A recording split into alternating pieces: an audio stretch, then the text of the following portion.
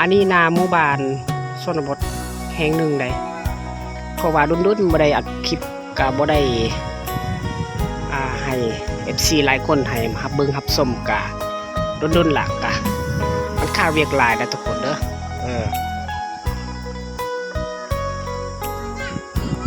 อันนี้นาที่ทางเข้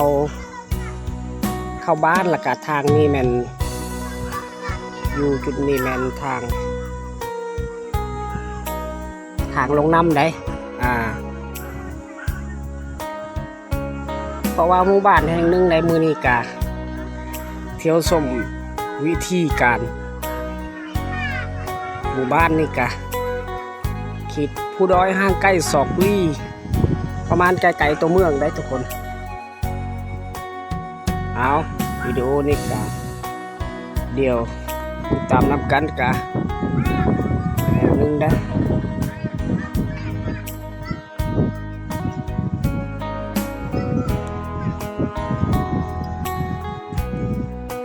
อันนี้แมนพื้นนะทุกคนส่วนหลายพื้นยางโบ่ง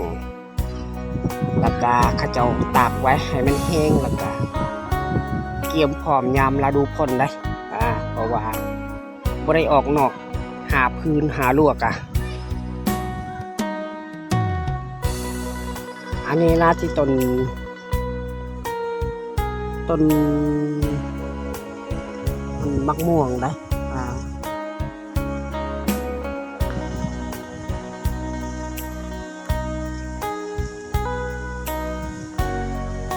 สมวิวธรรมศาสตร์นี่โยจุดนี้แมนส่วนหลายแต่พันมาละกาชั่วมือนี้มีแต่อันแมงกิดจันได้หลังจากมันสิยุหลายได้ทุกคนเพราะว่าเล็กน้อยเซลอันนี้ละกำลังเล็กน้อยกำลังขึ้นละกาคอยอัปเดตเพิ่นนะละกา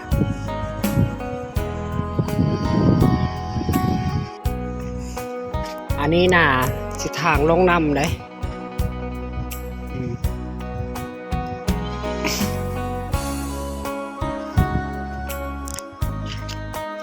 เพราะว่าทางนี้ทางลงน้ำนี่กะ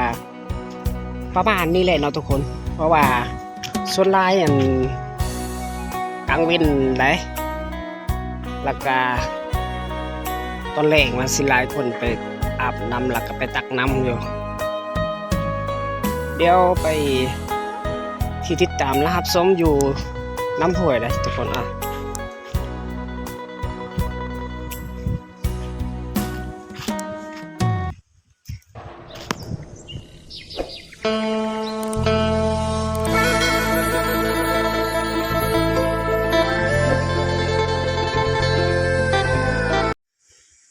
เอาทักทายสบายดีพ่อแม่พี่น้องเนาะ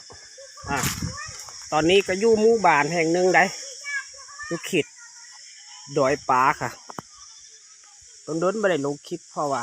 มันข้าวเวียกหลายได้ทุกคนอันนี้นาที่ทางลงน้ำได้เพราะว่าโดนไม่ได้ลงคลิปเพราะว่ามันข้าวเวียกหลายอากาศเมื่อนี้กาถือว่าฤดูนี้แมนฤดูมันสุนหลายเจ็บหัวเลยทุกคน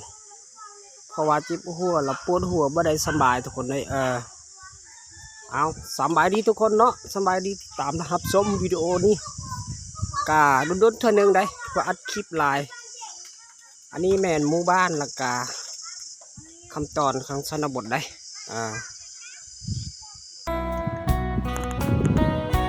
ยามฤดูนี่กับแมนแต่ซ้ำนี้เลยนำเลยทุกคนเพราะว่านำมันสิเบิดเด็กหากระบอกหอดเดิน4หากระเดิน4ทำไม่ได้หอดหันเดิน5เดิน6กันเดิน5เนี่ยก็เลยข้าเจ้าอาบยังบ่มีซ้ำเนาะอยู่จุดนี้แมนจุดขั้นตอนหมู่บ้านแล้วก็เจ้าอาบน้ำหลายแมนอยู่จุดนี้แหละเพราะว่ายามตอนแรงได้อันนี้ยังบ่ได้หอดตอนแรงประมาณ1 โมงปลายส่วนหลายน้ำห้วยนี่มันน้ำแต่วังกรละกา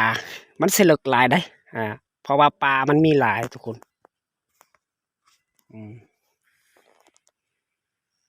แต่จุดนี้แบบบอนสถานที่บอนขีดนี้มันซ้ำนี้นำแต่ว่ามันใกล้นี่หันอยู่ทั้งเทิงแม่นกานำสิลึกได้ประมาณ3หัวเข่าก็บ่ได้ลึกปานใดเนาะแต่ว่าส่วนหลายปลาก็บ่หลายตอนนี้แม่นสลายปิ้งได้ทุกคนเพราะว่าทำมาหากินกะส่วนหลายสิย่านปิ้งได้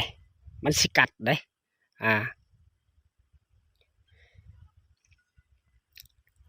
ขั้นตอนยามแล้งแล้วก็ยามฤดูนี้แม่นฤดูเดือน4เดือน5เขาเจ้าเฮ็ดสวนแล้วก็ปลูกครัวสังไข่แล้วก็ปลูกพริกแล้วก็ปลูกอันผักหอมผักซื้มผักต่างๆชาวบ้านนี่ก็วิถีชีวิตดำรงชีวิตของเขาเจ้าแม่นเขาเจ้าเฮ็ดแบบนี้ย่านไก่คันแล้วก็เขารักทุกคนเลยเนาะหลังจากตอนแรงแล้วเขาเจ้าไปฮดได้เพราะว่าส่วนนี้1คน2 3 4 5ประมาณ5ลังล่ะ5ส่วนทุกคนเนาะเพราะว่าเฮ็ดสวมร่วมบ่จักแต่ว่าหมู่บ้านนี่ก็หมู่บ้านแห่งหนึ่งในชนบทเพราะว่าปลูกมันเผามันหยังต่างๆแนวธุรกิจมะเขือมากหยังอยู่แถวน้ำห้วยนี่ก็ยามฤดูนี้ยามฤดูเดือน6แล้วก็เดือน7เดือน8ส่วนหลายน้ำนี่เลิกได้ทุกคนหุ่นมันฮอดพี่ได้ฮอดพี่ซ้ำทะเลเด้เพราะว่าน้ำนี่คำตอนคำน้ำในวิถีชีวิตของน้ำนี่อันหลายคนกับบูฮูFC หลายๆคนน้ำนี่คือว่าน้อยแท้แต่ฤดูนี้เนาะเพราะว่าฤดูยามเดือน4แล้วก็ยามเดือน5ก็ซ้ำนี่ล่ะยามเดือน6เดือน7จะเฮ็ดไร่เฮ็ดนาแล้วก็เขาเจ้าเฮ็ดแต่เบื้องนี้เพราะว่าหมู่บ้านในเบื้องนี้น่ะเฮ็ดไร่อยู่ทางพุ่นบ่มีเหือบ่มีหยังมีแต่ร้อยได้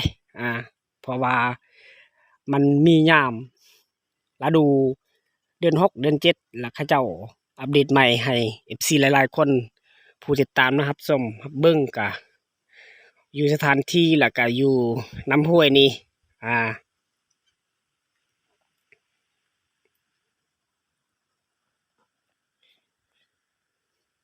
เอาสำบายดีทุกคนเนาะผู้ติดตามนะครับชมวิดีโอนี้ก็อยู่นำอลิงดนเท่านึงได้ทุกคนเอ้ยผู้ติดตามนะครับชม FC หลายๆคนผู้ติดตามครับชมกะก่อนอื่นพักกำลังใจให้คลิปต่อไปกะเอาตอนนี้กะจบเพียงเท่านี้นะทุกคนเนาะที่รับเบิ่งรับชมอัปเดตแล้วก็ถ่ายคลิปแล้วก็สะสมวิถีชีวิตของธรรมศาสตร์ของหมู่บ้านชนบทแห่งหนึ่งในสปป.ลาวแล้วก็ใกล้ๆตัวเมืองทุกคนเพราะว่าเขตนี้แม่นเขตใกล้ตัวเมืองส่วนหลายชนเผ่ามังกรบรูมังกรชนบทของชนเผ่ามังกรทุกคนเนาะอยู่เขตนี้แม่นจุดนี้จุดของสถานที่ของหมู่บ้านเขาเจ้าอาบน้ำสัมปาแต่งตัวครัวกินก็มีแต่เอาน้ำตัวนี้ได้ทุกคนเพราะว่าหลายคนบ่ฮู้บ้านนอกคอกนามันแตกต่างในตัวเมืองได้ทุกคนตัวเมืองมันมีน้ำไหลไฟสว่างแต่บ้านนอกคอกนาในกาเพียงแต่ซ้ำนี้ละเนาะเอาวิดีโอนี้ก็จบเพียงเท่านี้ได้ทุกคนเพราะว่าลาไปก่อนเมื่อหน้ากามาพบกันใหม่นะทุกคนเนาะเอาสบายดีแล้วทุกคนเนาะสบายดี FC หลายๆคนผู้ติดตามนะครับซุมวิดีโอนี้กาเพียงจบเพียงตอนนี้แหละทุกคนเนาะพออัปเดตอยู่แถวดำห้วยน้ำห้องนี่กาชาวบ้านกับหมู่บ้านนี่เขาเจ้า